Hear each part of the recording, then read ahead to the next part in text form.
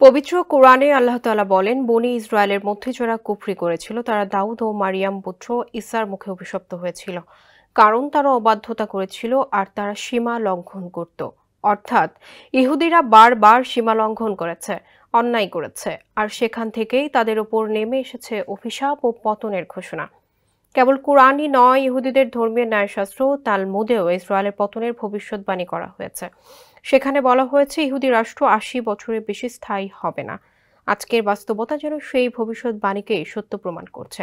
এমতাবস্থায় পশ্চিমাদের আকস্মিক এক পদক্ষেপ যেন পবিত্র কুরআনের সতর্কবার্তা এবং তালমুদের ভবিষ্যদ্বাণীকে সত্য প্রমাণ করতে চলেছে। ফাহিম দেওয়ানের প্রতিবেদনে বিস্তারিত জানাচ্ছেন সুরজ আহমেদ। একসময় যাদের হাতে লাখ লাখ ইহুদি হত্যার শিকার হয়েছিল, আজ সেই দেশই হয়ে উঠেছে তাদের ত্রাণকর্তা। অতীতের নিষ্ঠুর রোমানদের মতো চরম অত্যাচারীরা আজ বিশ্বে মানবতার দীপ্তি ছড়াচ্ছে।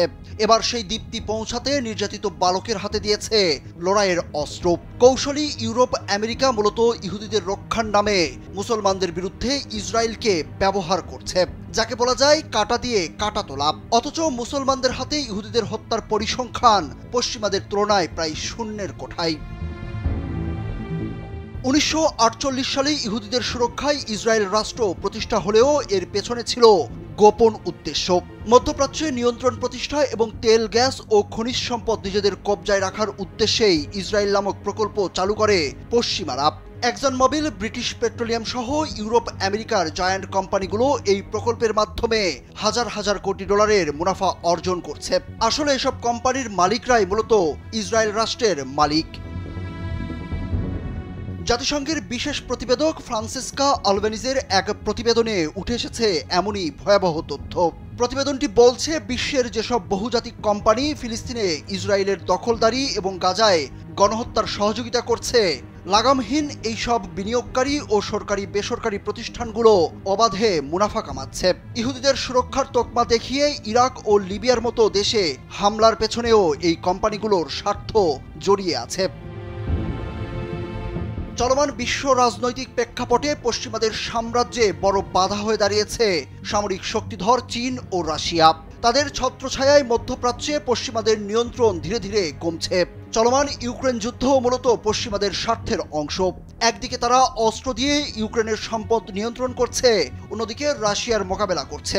চীন তাইওয়ান ইস্যুতেও একই কৌশল প্রয়োগ করছে তারা। বর্তমানে হামাস, হিজবুল্লাহ ও হুতিদের মোকাবেলায় ব্যর্থ হচ্ছে ইসরায়েল। সম্প্রতি ইরানের কাছে পরাজয়ের পর ইসরায়েলকে রক্ষায় আমেরিকাকে অযথা $200 মিলিয়ন খরচ করতে হয়েছে। পশ্চিমারা ইসরায়েলকে লস প্রজেক্ট মনে করছে। বিশ্লেষকদের মতে পশ্চিমা বিশ্ব, বিশেষ করে আমেরিকা, গ্লোবাল পাওয়ার থেকে রিজিওনাল পাওয়ারে পরিণত হচ্ছে। এশিয়া, আফ্রিকা ও মধ্যপ্রাচ্যে প্রভাব বাড়াচ্ছে চীন ও রাশিয়া। ইসরায়েল বোঝা হয়ে ওঠায় তেল আবিবকে একা ছেড়ে দেওয়ার সিদ্ধান্ত নিয়েছে পশ্চিমারা। ইউরোপের 9টি দেশ ইতিমধ্যেই ইসরায়েলের বিরুদ্ধে বাণিজ্য নিষেধাজ্ঞার প্রস্তাব দিয়েছে। রয়টার্সের অনুসন্ধানী প্রতিবেদন বলছে, এসব দেশের পররাষ্ট্রমন্ত্রীরা ইউরোপীয় ইউনিয়নের প্রধান কূটনীতিককে গোপন চিঠি পাঠিয়েছে। ফ্রান্স, যুক্তরাজ্য, কানাডা ও অস্ট্রেলিয়ার মতো সামরিক শক্তিধর দেশ ফিলিস্তিনকে আনুষ্ঠানিকভাবে স্বীকৃতির ঘোষণা দিয়েছে। বিশ্লেষকদের মতে পশ্চিমা বিশ্বে স্বাধীন ফিলিস্তিন রাষ্ট্র গঠনের সমর্থন আরও জোরদার হবে। লাশের গন্ধ আর শিশুর কান্নায় ভারী হয়ে আছে গাজার আকাশ বাতাস। অর্ধলক্ষাধিক নিরীহ ফিলিস্তিনির রক্তে লাল হয়েছে পশ্চিমা নেতাদের হাত। সেই রক্তমাখা হাতগুলো ইসরায়েল নামধারী টিস্যুকে মুছে ফেলার চেষ্টা করছে, যেন সেই ডাস্টবিনের নিচেই চাপা পড়ে ইহুদি জাতি। আর সেই সুযোগে স্যুট বুট পরা পশ্চিমারা যেন নতুন কোনো শিকারের ছক কষছে। সুরজ আহমেদ, কালবেলা।